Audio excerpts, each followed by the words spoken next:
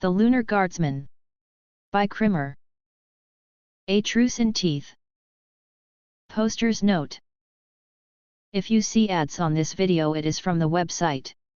I have not monetized this channel. And remember, if you like this video, go to the links and give the writer a upvote and the view count. Warning: this story has a lot of violence. Warning. End poster's note. Scipio the man asked. The release on Jackie's throat was short-lived. Steel-hued fingers bit down. Her toes scrambled for traction on the dead leaves as she whimpered helplessly. "Stop," the captain ordered. The gun rose tremulously. "It can't be you. How do I know this isn't some trick?" His face was pale. "How do I know you're not a trick?" the man asked in return, keeping his meat shield in the path of the wavering barrel. "I have a gun on you. Why would I be pulling a trick? I have a hostage. Why wouldn't you be pulling a trick?" "Jesus fucking Christ," Jackie croaked as she was ragdolled left and right. Her vision started to darken, sounds began to dull. "One of you ask a personal question." The hold eased. Jackie filled her lungs greedily, glad for any break she managed to get. "When did we first meet?" the armored giant asked. "First grade. But we started being friends during 4th grade when I had to bring your school bag to your home after you shit." "That's enough," the man hastily interrupted. "All right. It's you. Drop the gun and I'll let her go." "You first." The man stalled.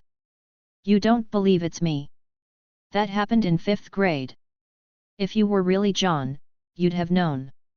The captain edged closer. "Let her go now." 4th grade, you moron," the man said in a surprisingly whiny tone. "5th, the captain insisted. "I'm the one who shit himself. I think I'd know when it happened." Perhaps Jackie's head had cracked open when he first lunged at them from the shadows. "Because only a dying brain would invent this kind of fuckery. I've told that story 1,000 times, the captain countered. "I know what grade it was. You goddamn asshole. I knew you told people." "It wasn't my fault, the stupid zipper broke." The captain raised an eyebrow. "How did you know that?" "It's me. I can't trust you on your word." "You could be using magic to read my mind," the captain said after a few seconds of thought. "Show me your face." As the captain talked, his gaze met Jackie's still incredulous expression. The captain's hand passed across his chest, momentarily performing a sign, a loose gun hand with the pinky lazily pulled out for Jackie's benefit. Silence. It was all a charade he had been playing? Was he waiting for a shot? Or what was the purpose of taking the piss at him? Did the captain expect the man to let her go if he derailed him enough? The man didn't respond for a few moments. By the tone of his voice, Jackie realized it was because he had been speechless. "You think if I could read your mind that I would get the grade wrong? Or that if I could read your mind I'd draw the line at being able to copy a face? I don't know the rules, I don't care. I want to be as sure as I can. I do know the rules, and brain stuff is far too much of a fucking hassle for what it's worth, but you somehow think I'm using it right now for a crap story. Show me your face. Or admit you don't know what you're talking about, let my soldier go, and stop pretending you're something you're not." Jackie felt the breath still within the massive chest on her back. She strained to look up without moving. What looked to be half a meter over her own head, the man was staring down at her through the dark slits of that abhorrent helmet. "The buckle is under my chin," he commanded coldly, jutting his head forward and straight. "Oh hi, threatening outlook, welcome back. We missed you." She saw the strap, though the buckle was lost in the shadows of his form. She glanced at the captain, who nodded supportively. "Yes, it looks easy from well over that way, it's not like he'll crush my windpipe if I scratch him," she thought. She raised her hand with a pained grimace as she inadvertently released the support she'd been providing for her broken arm, allowing it to hang freely. Her fingers traced along the strap, encountering thin fabric and deformations underneath. She struggled to undo the unfamiliar buckle that required pushing on a larger plate instead of pulling out a pin. Jackie yanked her hand away following the soft click, her nerves frayed. "Move, and I snap your neck." Pretty unnecessary reminder, Jackie considered. He grabbed his helmet. He hesitated. "And don't you dare laugh." The growled threat hung in the night's frost. The helmet landed with the weight of a church bell in the cold night. There was a black hood, sweat and unnamed grime clinging to it, under the steel. He pulled it off slowly. Small islands of scarred purity emerged from an ocean of woe. Whip-torn knots surrounded his skull. Strands of long hair, miserly torn apart, had managed to stay firm in isolated ravaged patches on his scarred head. 2 skin strips had remained unmarred, their edges hacked in veiny lines. One passed over his eyes, barely preserved. One of his eyes hadn't escaped mangling. Blood pooled in the distorted eyeball, the black of the iris an umbral hole in a wall of fire, thin and stretched in height. The other strip of untouched flesh was across his mouth, the nostrils and the tip of his nose almost untouched. "Jesus fucking Christ," Jackie breathed out. The almost ghoul's eyes wouldn't glance in Jackie's direction. His jaw clenched in constant swallows. "Satisfied?" The captain balked momentarily.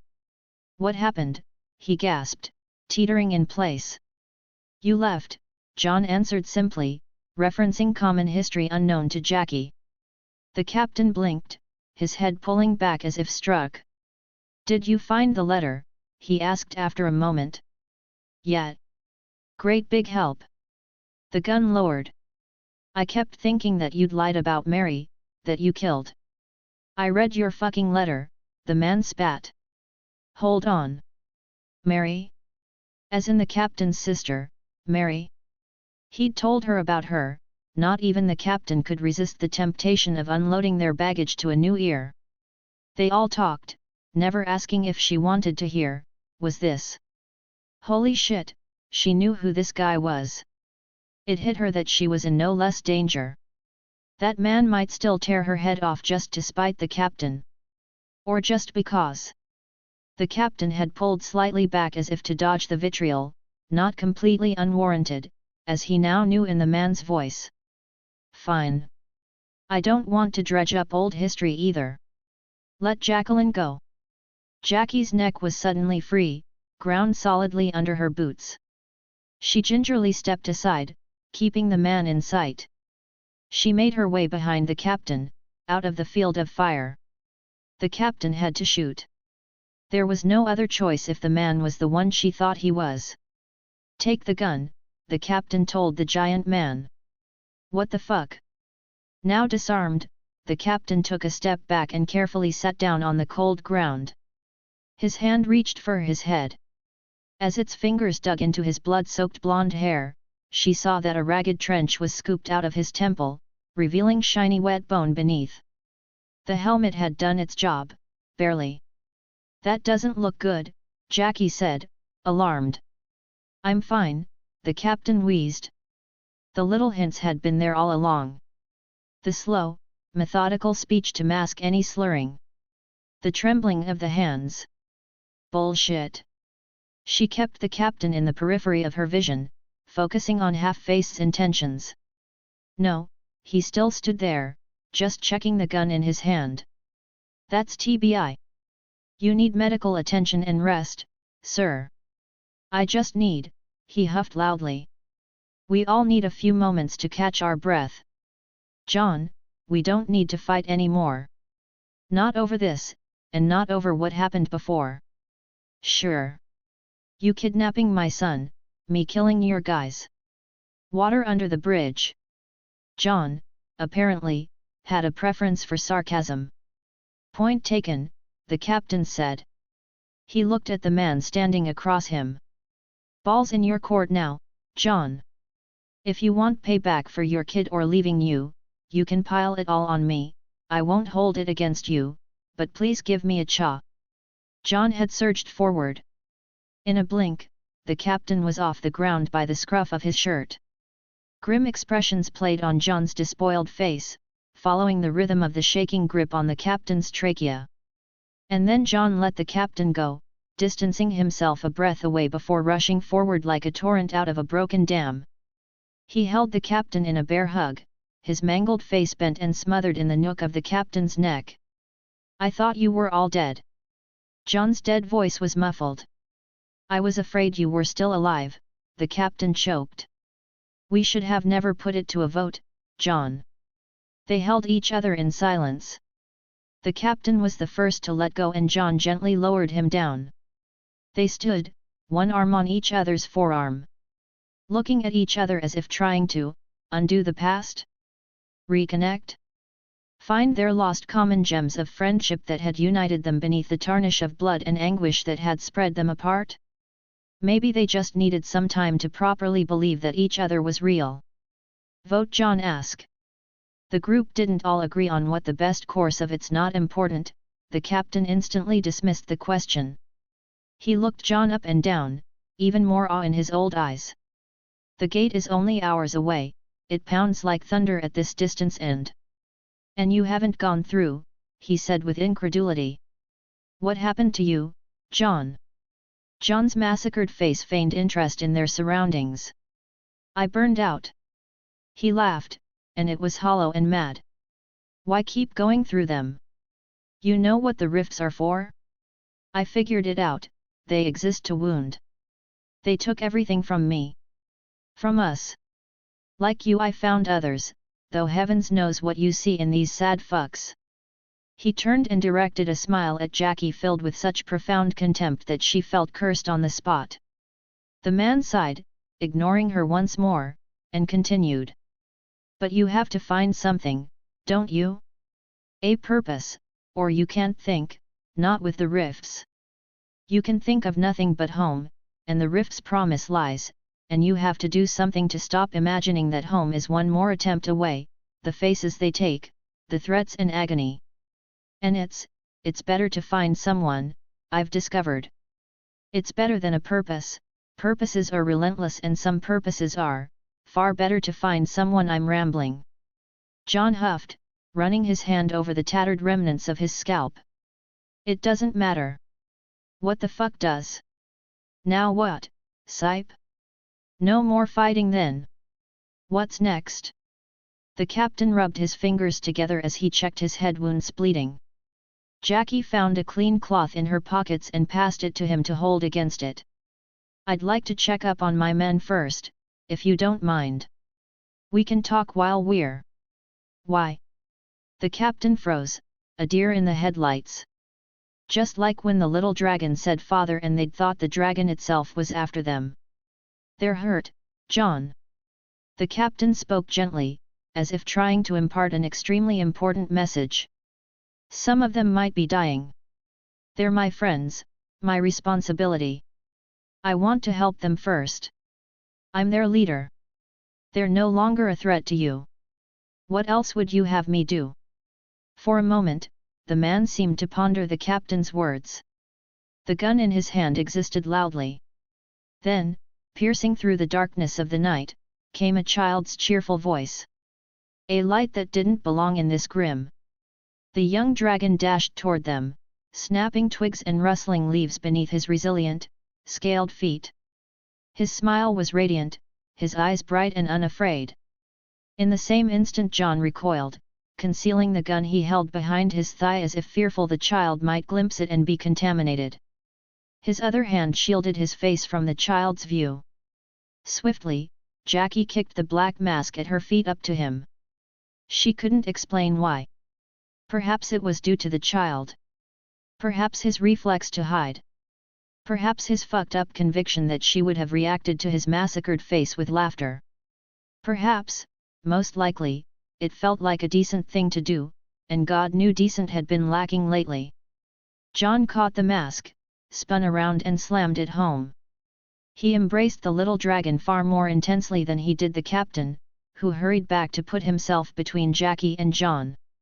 But the Iron Giant seemed unperturbed, engaging in conversation with the dragon in their hoarse, wind-like language. He displayed a pained proficiency that made her throat ache in empathy. The dragon pointed at them, his voice lifting up in an obvious question, and John hesitated. He looked at them. The captain first and then, something strange in his eye, Jackie. The man nodded, and the dragon breathed a huge sigh of relief. It was still uncanny how human his mannerisms were. Maybe it was due to his bipedal nature? Or maybe he copied them due to being raised by that Mahjong. Either way, it felt like only Jackie had been truly paying attention enough to the dragon to spot that. John traded a few more words with the little dragon. He finished, a chainsaw smile on his lips. "All right," he said, "let's get to clearing all this up and helping your guys, shall we?" At least Jackie could be sure that there was not a single person present who swallowed that. Asterisk. Alexander stuffed gauze in the bloodied hungry maw that gasped open in William's stomach. He re-examined the gory mess, knowing it was all he could do and nowhere near enough what William needed. At best, he'd survive 2 days. At worst, he'd die painfully in the night as his own gastric acids and fecal matter poisoned him. "Captain," William gasped dryly. He licked his lips thirstily and continued while Alexander uncorked his canteen for him. "If your friend can lend me a gun, I'd rather skip the pointless hassle." John had confiscated all of their weapons. Knives, firearms, ammo, all of it. Put them in one of their rucksacks and lugged them into the forest somewhere. A condition in their hasty deal that Alexander couldn't fault John for demanding, and one he was temporarily glad for. William was their medic, and he knew how bad off he was better than even Alexander did. Alexander had lost too many friends in too short a time, and as right as William was to feel this way, Alexander clutched the excuse he had to deny his request. "I can get the painkillers," Liam piped as he helped William drink. Liam. Alexander had stood up for him so many times since they rescued him from his doomed world. He was brave, and smart. A true asset to their cause. After long therapy due to his brief encounter with the Reaper and the fate of his world, of course. If there was one to blame for tonight's, was it even truly night? Or was the day really lurking behind some Stygian magic that the natives brought upon them? Catastrophe. It was Alexander. Yes, Liam's neck wound had been shallow. Yes, if he had been of a stable mind and fired back at the beginning of their final encounter, helped Victor, Linda, Adam, or Jacqueline. If he had done anything but fucking wallow in his own piss and sob his eyes out. No. The blame lay with Alexander. He had stupidly signed out Liam in an expedition seeking direct information on the Enders. His issues were known to Alexander firsthand, but he had falsely believed Liam had overcome them enough. He was their captain. The errors of his men were his. "They are vasodilators," Alexander said wearily, hiding the rising contempt he'd better drown soon beneath his true exhaustion. "He'd just bleed out faster." "That's the point, boss," William coughed out. No. Alexander said through gritted teeth. The gate in his wound pulsed, making patience hard. "No," he repeated softer. "We're not doing that." "You will be okay," he lied. "I'm a dead man, Captain," William pleaded. "Even if you're right in trusting that guy, what is going to happen?" William took a moment to collect his breath, as even that little bit of exertion almost depleted him. He let out a wheezing imitation of laughter. "An alien hospital without drugs for humans, without doctors, without knowledge for gunshots and humans, without. Just let me pop a few pills and go while I'm high, eh?" What could he say to that? What further excuse could he fabricate to selfishly pretend that John hadn't just killed one more of his friends? Jacqueline dropped a big handful of tinder she had gathered for their fire. It wouldn't last long, but Alexander thanked her for the independent display. She bent down to check on the unconscious Linda Miney to her friends, which seemed to include the whole world at times. Alexander felt more optimistic about her, foobarred face notwithstanding. No signs of internal bleeding so far, and he remained hopeful. Much relied on blind hope tonight. Jacqueline stood straight. He looks reasonably healthy, she noted out loud. He won't be for long, Alexander admitted inattentively. Not William. Him. The John guy, Jackie specified. She'd point if her arm wasn't still broken and laying across her lap, hastily wrapped and useless. He's obviously been in this world for a while. Either or, the people here must know how to fix him up. He doesn't seem to worry too much over his own wounds. He has all his teeth. He survived most of his face burned off without infection killing him. At the very least he must have had something like a doctor. William grunted. Jackie, I'm trying to come to terms with reality here. Please. I'm only saying. She peeked towards where John had been last, in the shadows between their yet unlit campfire and the one he had built for his son and rescued natives. He was once more nowhere to be found. Do I remember wrong, or had you mentioned his leg, Captain? When? Alexander asked, confused. It had been getting increasingly harder to keep attention. When you last were with him, before you packed up and got away from his abusive ass, Jacqueline said more brazenly than she would have if she had spotted John nearby. A crippled shin or something. His knee, Alexander responded automatically. He had his right knee shot. He never was able to bend it again without, he paused. John's knee was perfectly fine now. It actually was one of the reasons he hadn't been able to identify him sooner. If they can fix that, who knows? Jacqueline said. A gut shot might not be that much harder. Knees are complicated, aren't they? Alexander didn't know how much of that was true. He'd be equally willing to believe that he had been wrong. Memories can get tangled, especially with all the issues the unnatural pause of the aging process gave them. He kept journals for a reason. He couldn't be certain if he remembered John having a crippled leg or he thought he remembered it because Jacqueline put the memory in his head. But William was pondering her words, and that little bit of hope might be enough. Alexander had learned to take every small victory he could. He didn't raise any objections. His attempts to navigate through the murky depths of his own memories were abruptly disrupted by the sudden clatter of wood. Jacqueline had instinctively recoiled, and Alexander quickly grasped the reason behind her startled expression.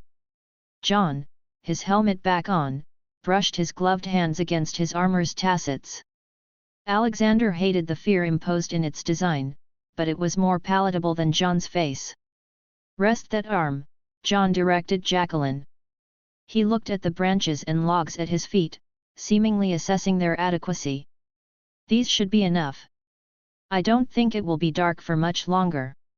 Any time now, and here he said a word in the native's language with more practiced ease than he spoke his own, we'll put the moon back down. Sentences that abort physics shouldn't be spoken so casually. Do you want me to reseat the bone for you? John offered, gesturing towards Jacqueline's appendage. No. Jacqueline said hurriedly. She straightened herself, gathering her considerable. Alexander was recently starting to re-evaluate wits. No, thank you, she added with a strained smile. It's numb enough for now, so it would be better to wait for professional medical attention. It won't be much longer, right? She asked sweetly.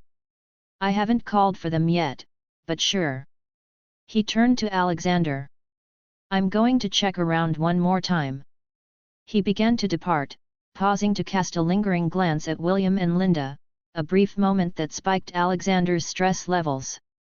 John emitted a noncommittal grunt before taking his leave.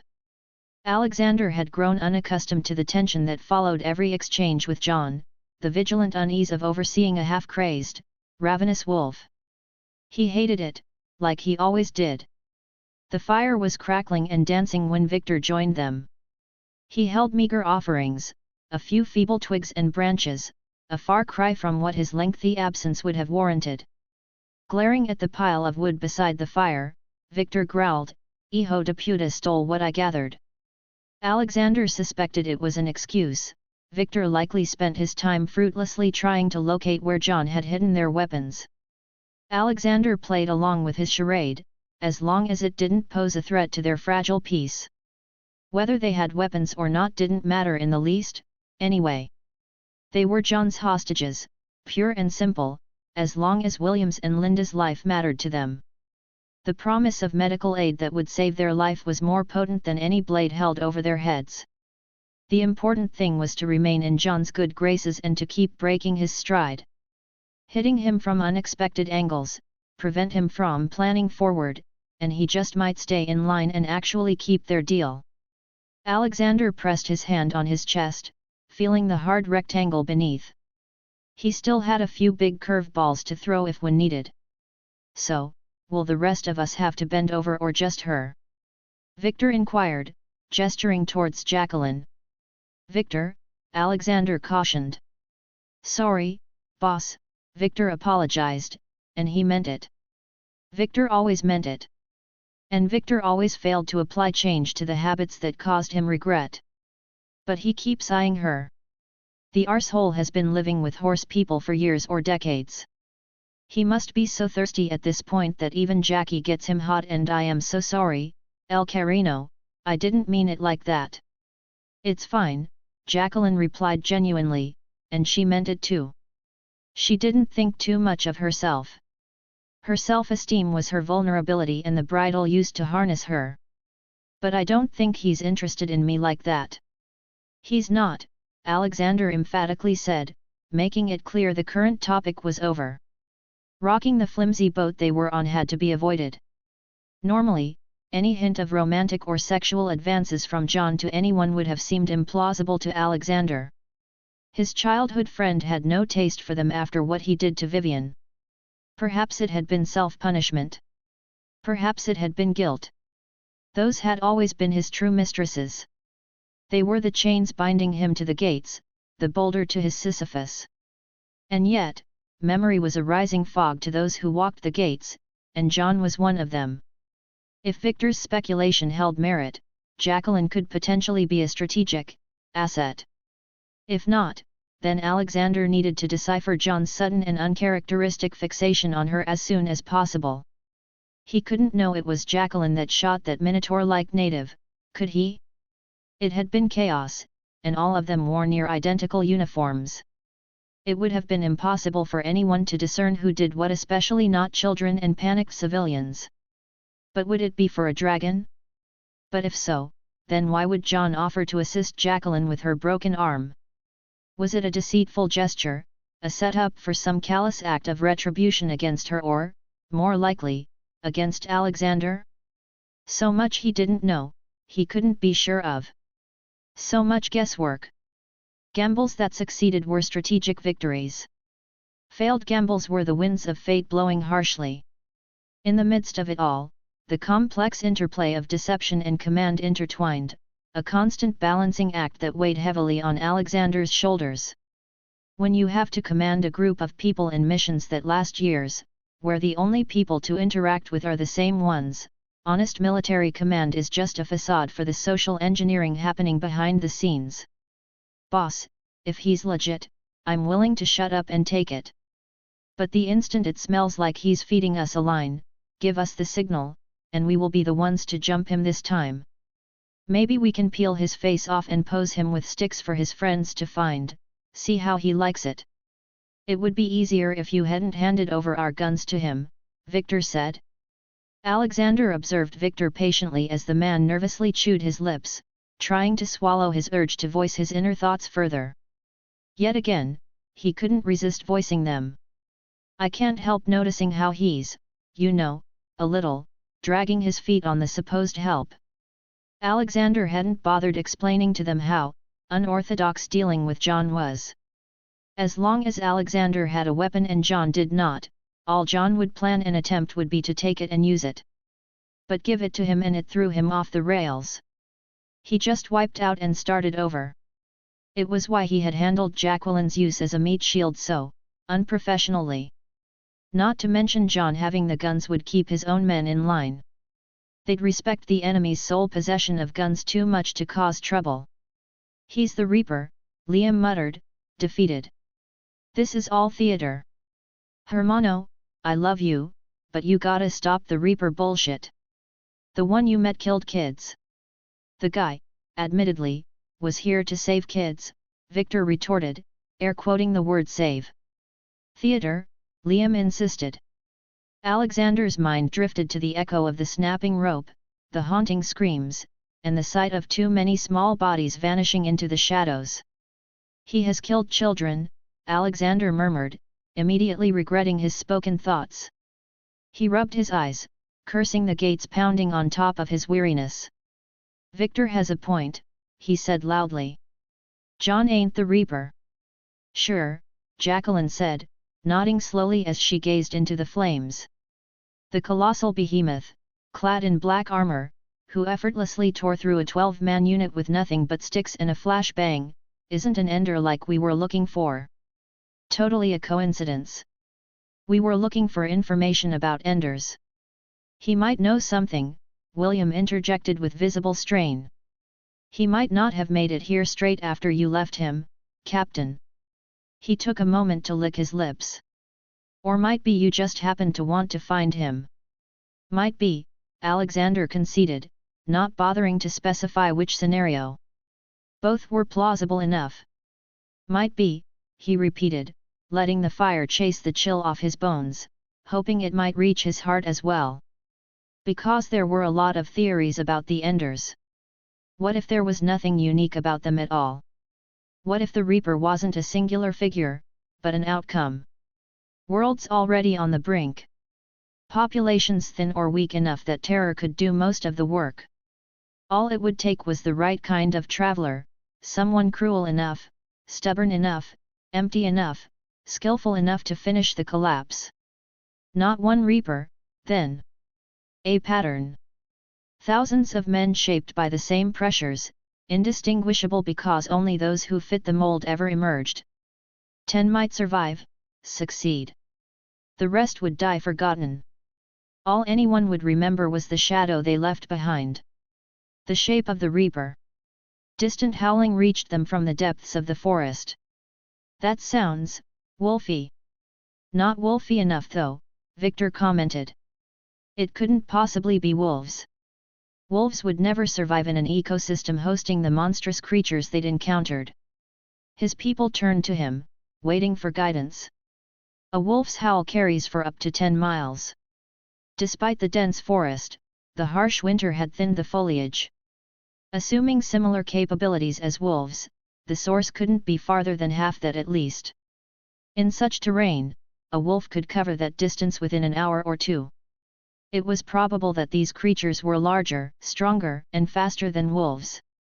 Bushes rustled loudly as John headed to the western point of their camp. Alexander stood uneasily and walked to intercept. His best chance was presenting the use of his people as a tool towards John's own survival, and as the most efficient defense of those he cared for. John saw him standing and veered over to them. John's expression remained inscrutable as he glanced over Alexander from head to toe. What is TBI? Alexander's prepared plea to John's survival instinct halted at the unexpected question. What? TBI? He pointed at Jacqueline. She said that earlier. What is it?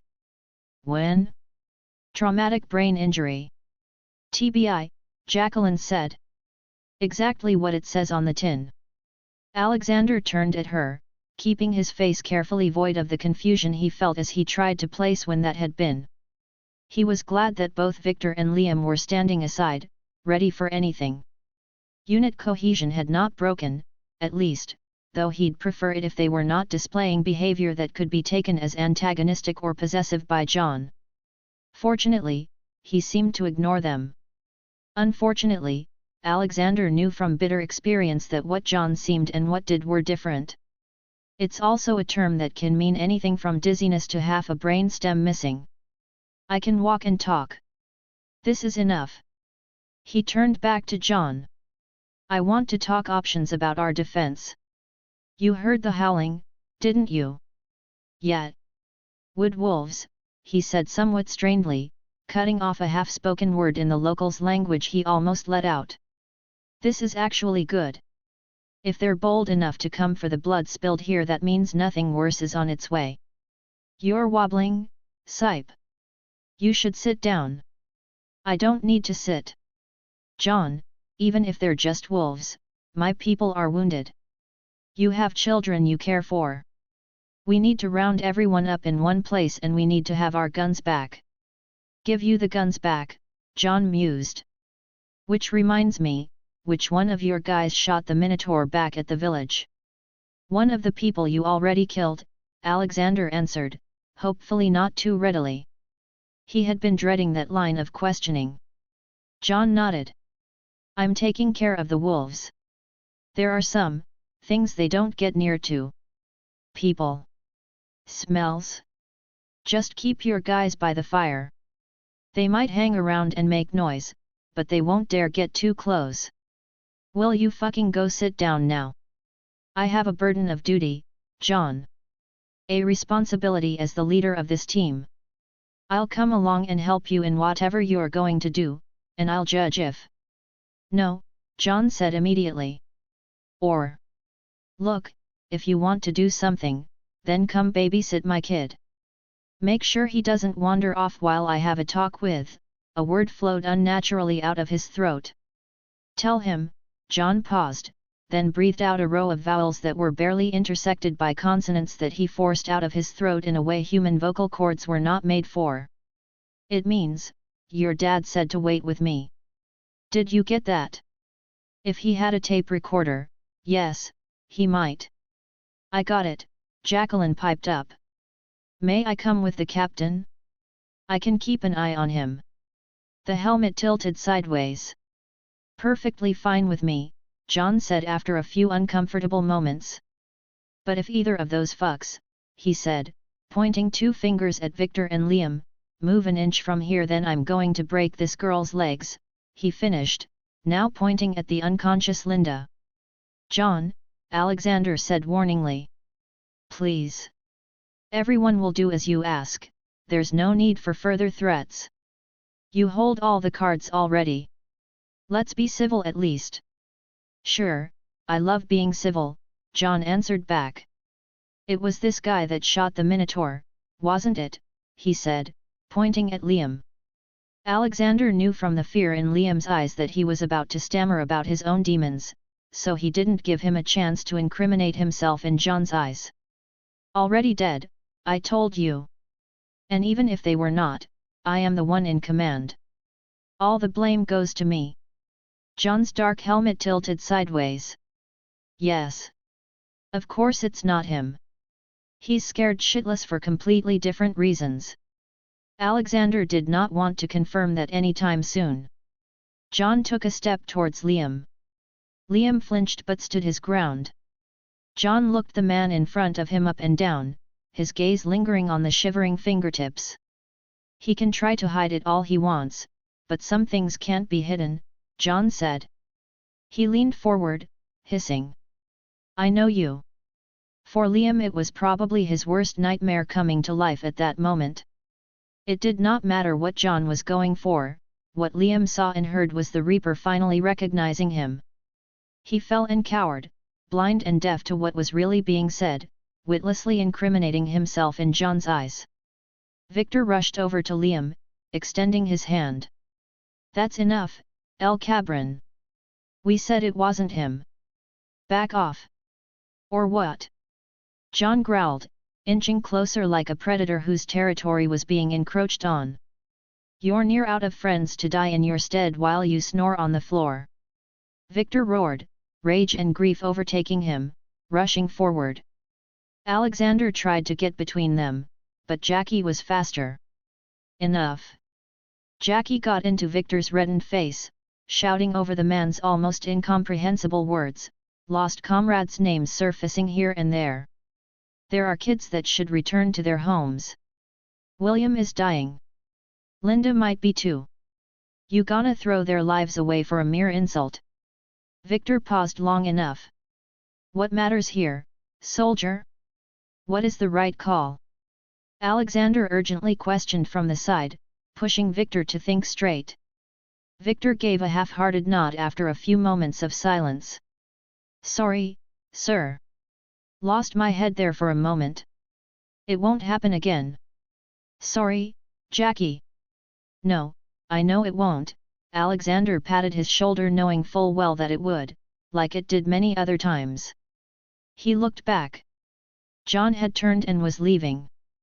No matter, Victor sighed. We will talk more about it later. Victor sat next to Linda, pulling Liam to sit aside William. Excellent taste in friends, Capitan. The fire sizzled as he spat at it. You go and get all arranged with your friend. We'll wait. But these two can't wait for long, he darkly reminded them. Jacqueline pulled Alexander's hand lightly, and he followed. Victor is right, sir, Jacqueline breathed quietly. She slowed their pace to a crawl. Your friend isn't keen on following his own part of your agreement. He still hasn't called for help for us. He will, Alexander replied. It takes careful steering. I just need a minute with him. Jacqueline nodded slowly. Sure. Problem is, sir, you're turning that minute into a day. I wouldn't blame you, but things being what they are. I'm not, Alexander halted, outrage and movement both. Jacqueline was right. Alexander hadn't realized it, hadn't wanted to admit it, but he didn't want to talk to John. Heavens knew he kept finding reasons to pull it off for a couple minutes more. It hit him that John might have been doing the same. Jacqueline stepped in front of him. Sir. I have a serious question that I need answered. Now. Alexander nodded, prompting her to continue. Sergeant Derry told me you, Alexander barely caught on the hesitant pause before Jacqueline bulldozed on. You were considering me to replace you in the future. It's obvious to me, now, that my performance, my behavior, doesn't warrant such. Never did. And I keep thinking that would be the lie to say to a soldier that had been treading a line. To make them shape up, to make them feel they need to measure up to an expectation, even if it was untrue. To shut up, kill their misgivings, and do their job. Jacqueline was staring holes at the ends of Alexander's boots. She hadn't looked him in the eyes, he realized, not like she usually did. Have I gotten it straight, sir? She breathed. The question was redundant. She had already decided what the truth was. So, he nodded. Jacqueline closed her eyes. Really wish that wasn't the last conversation I ever had with the sergeant. She whirled around. We need to talk to the child dragon and convince him we need help while your friend isn't there. The kid knows our language but he hasn't told his father that he does, otherwise your friend would see no need for the whole. She waved her hand around in lieu of even attempting the phrase she had assured John she'd memorized. Too late, Alexander realized how easily and convincingly Jacqueline had lied. Jacqueline continued. The kid tried to warn us off to spare us. He outright told us what would happen. And the timing of when he popped in when you were talking to your friend. I think the kid doesn't want anyone hurt, not even us. And I think he didn't quite trust your friend not to hurt us more. She turned her head as she looked at the ground at her feet once more, letting Alexander see the detachment in her profile. So what I am asking, sir, is if you have any more manipulation strategies like that, it would really help save our asses. Alexander sighed. We're not in danger, Jacqueline. I will have this settled with John soon, he lied. If nothing else, at least he seems to have taken a liking to you. He doesn't even bother threatening you, he attempted to joke. Jacqueline chuckled awkwardly. You don't happen to have any idea why, would you? It occurred to him to ask. Jacqueline took a few moments mulling over it. I don't know how it has been for you, sir, but Sergeant Derry, Alexander drowned the stab in his heart. Wouldn't shut up nerding about two things. The Templars, and the psychology of man. He had lectured me a dozen times about the effects of, Jacqueline stumbled a second looking for the right word. Not aging but aging in mind, and he said that in the longer cases hallucinations are very common when not treated. Alexander nodded, remembering the days when his sister would whisper to him from behind corners and doors. Even now, he sometimes heard her voice so clearly in his head that he would look around for her. And then there were times he wouldn't hear her in weeks, that would make him long for the phantasm he had created. Jacqueline's voice broke through his thoughts. Your friend was looking at things that aren't there when he thought no one was watching him. I spotted him while gathering wood, and he was following the movements of something only he could see. How long has it been since you two parted? I don't know, Alexander said, bothered he hadn't thought of this first. It's been at least 60 years for me. He hasn't said how long it has been for him. He only said it had been a while. Hallucinations, then? It's not unexpected. Though it would be strange that being part of a community didn't temper them. I'm thinking I might remind him of someone. No, Alexander replied instantly. You don't look anything like, but you are about her height though. No. No, I don't think it's that. I was thinking if he sees hallucinations, he may be confused. It could be, Alexander agreed, though unconvinced. I can't think of anything else, apart from wanting to get into my pants, but he doesn't seem the type. Alexander was busy musing over the possibility that it was him that confused what Vivian looked like, and belatedly realized Jacqueline was still talking. Paying back the favor? He did bring in firewood so I wouldn't have to.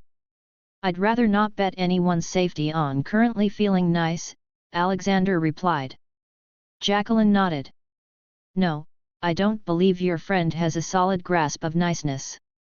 2 minutes ago he was trying to goad us into breaking the truce he made, Jacqueline trembling whispered. Alexander carefully kept himself from wincing. He had hoped his people hadn't noticed what John had tried to do. Jacqueline continued talking quietly, her working arm hugging herself.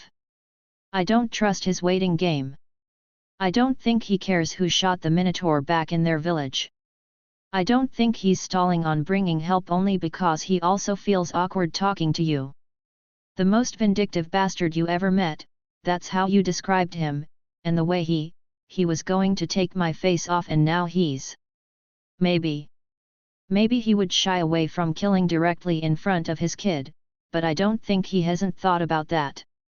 I think he tried to frighten Liam and provoke Victor, also they will react, give him an excuse either by running or fighting, and the kid will believe him.